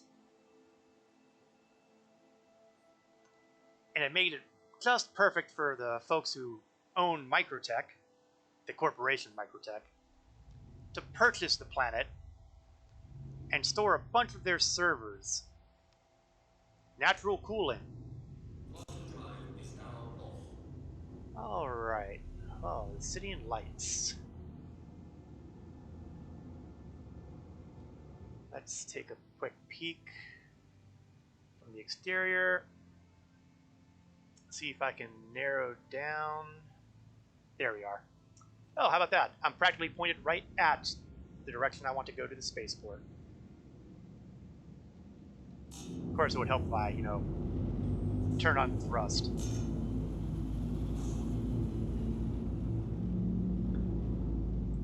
least for the first couple we've done, no waiting on them to spawn, so it's quicker. Okay, well, you know, that's a good balance. That's a good balance. Takes time to travel, but they spawn in quicker. I'll take that trade. Now, somewhere below us, I think somewhere around possibly this section here, is where they're going to have the Invictus exhibit halls. I'm not 100% certain because, well, signage would probably help. And I'm not seeing signage yet because... Or maybe it's over here. I'm seeing signage and something over here. No, that's not the signage I expect, though. No biggie. No biggie. And over here in the distance with the red lights is the new Babbage Interstellar Spaceport. I think the I is for interstellar. It could be intergalactic, could be interplanetary. But I'm going with intergalactic because it sounds cool. This may or may not be true, and I see that we're getting some frost already. I don't know if that's on my visor and that's a problem, or if that's... No, it's definitely on my helmet. Oh, right, because of there is a bug involving oxygen now, isn't there? But I've been walking around enough, and I seem to be okay with oxygen, so maybe that bug's not affecting me. Ah, contact ATC to land. Let's get a landing spot here. Please proceed to sign landing bay.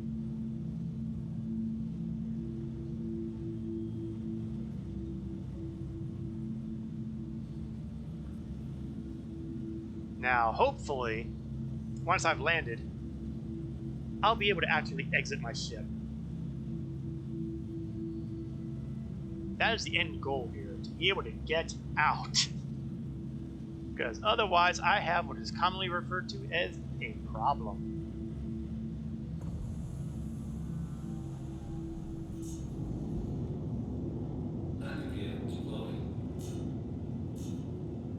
Okay, there we go. I am moving in the right direction. I am at the right angle.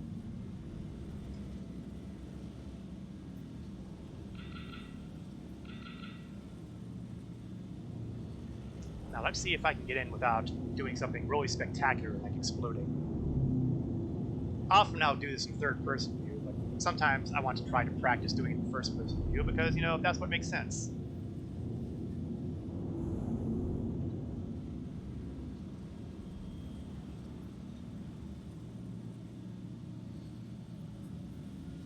Let's turn off the light, it's a little too close.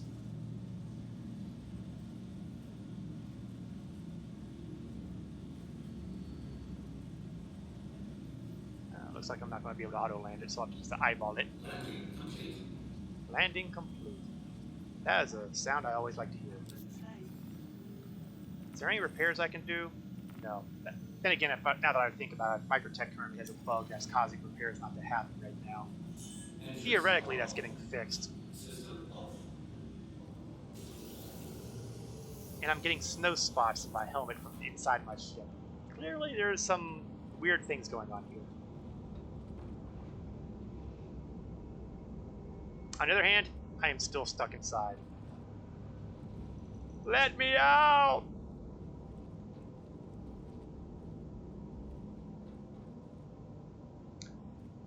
Well, sometimes the plan does not go as expected. The doors are no longer functioning inside here for reasons I cannot explain. Possibly because I was trying to fiddle with the Merlin earlier. Who knows? And I'm getting freezing temperatures on my helmet right now. So, this is clearly a bug that's happening, so let's swap servers.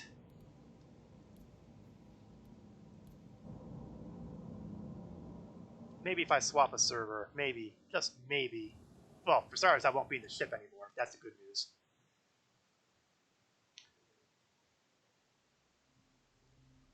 And I'm landed, so nothing bad is going to happen to my ship, in theory.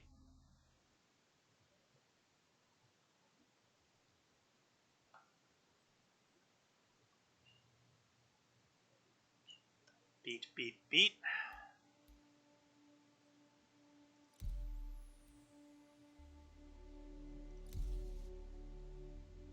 Now, hopefully it'll put me in a different server entirely. Because I don't know if I trust the server I just left.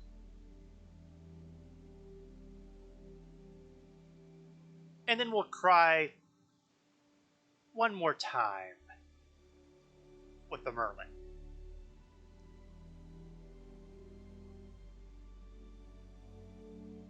Because I still don't feel that that was an adequate test because of the whole weird bug stuff happening with the Andromeda there.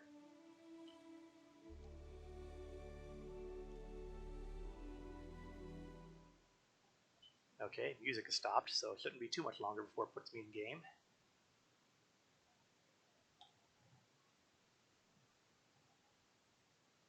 In theory.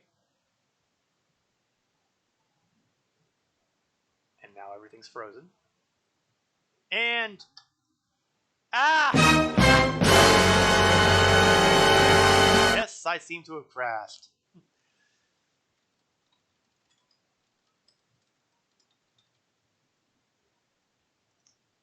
That was awfully impolite of it, don't you think?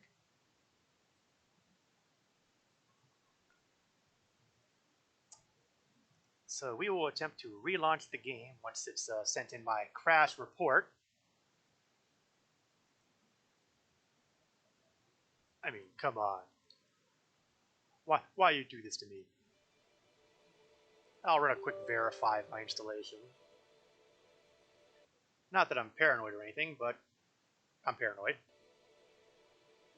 Meanwhile, we will listen to the dulcet tones of the RSI launcher. I do love the soundtrack of this game so far.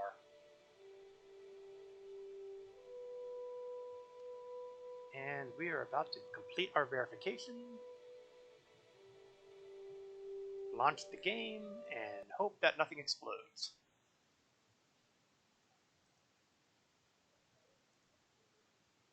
Keyword being hope.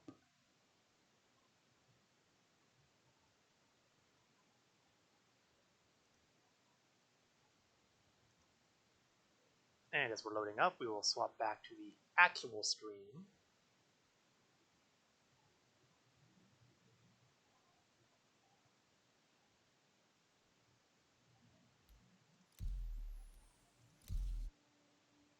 And let's see if we load in any better.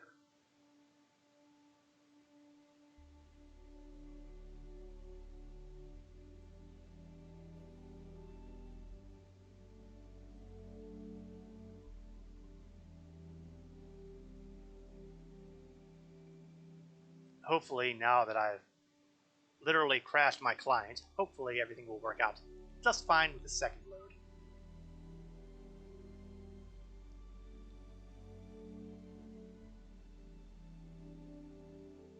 Alternatively, well, no, I can't see an infinite loading screen happening here. I didn't log out in bed.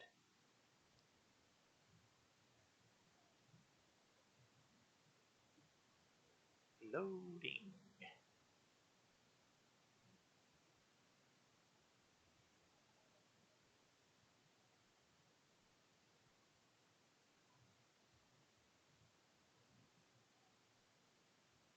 Oh, music stopped.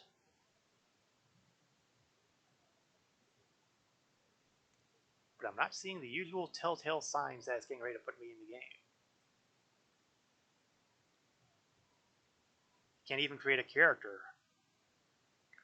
Yeah, I hope that doesn't mean the server's about to... Well, that's a lot of servers to go.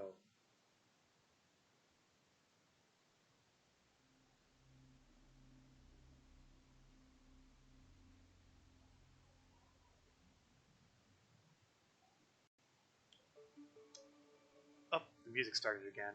That's a bad sign. Can't even create a character. Were you able to get to the main screen? Meaning the selection screen, the screen before this one.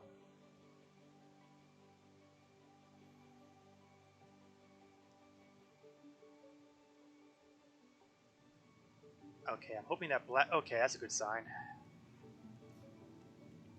Okay, we are in the game again.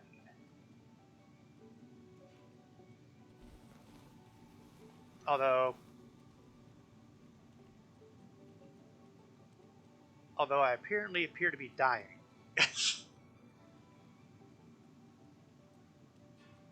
Something very strange is going on here. My legs are broken, I can't move.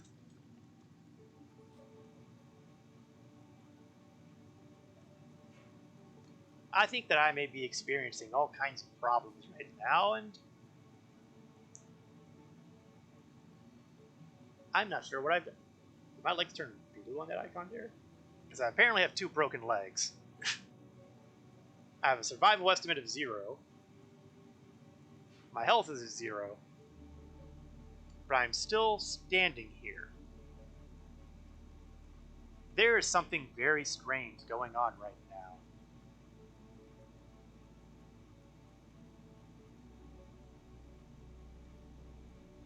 Is there anything? Yeah, no, that tells me nothing. Exit, exit, exit. Yeah, let's exit back to menu.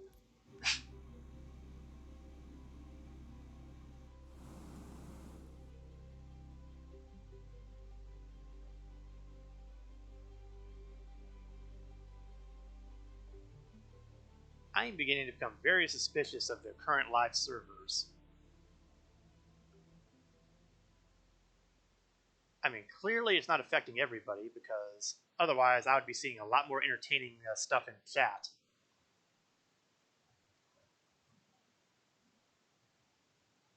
But we're not.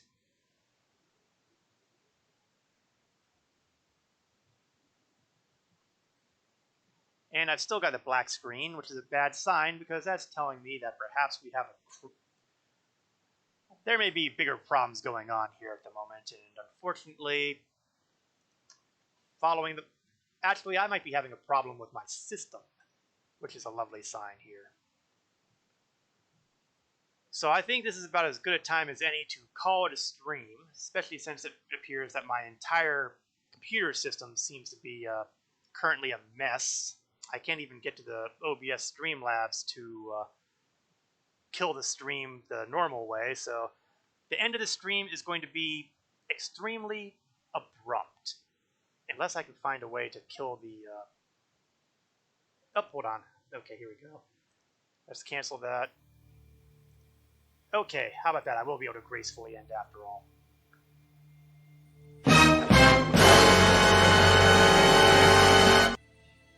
Okay, I think that's... We're here at the 3 o'clock hour, and that's pretty much the end of the stream today.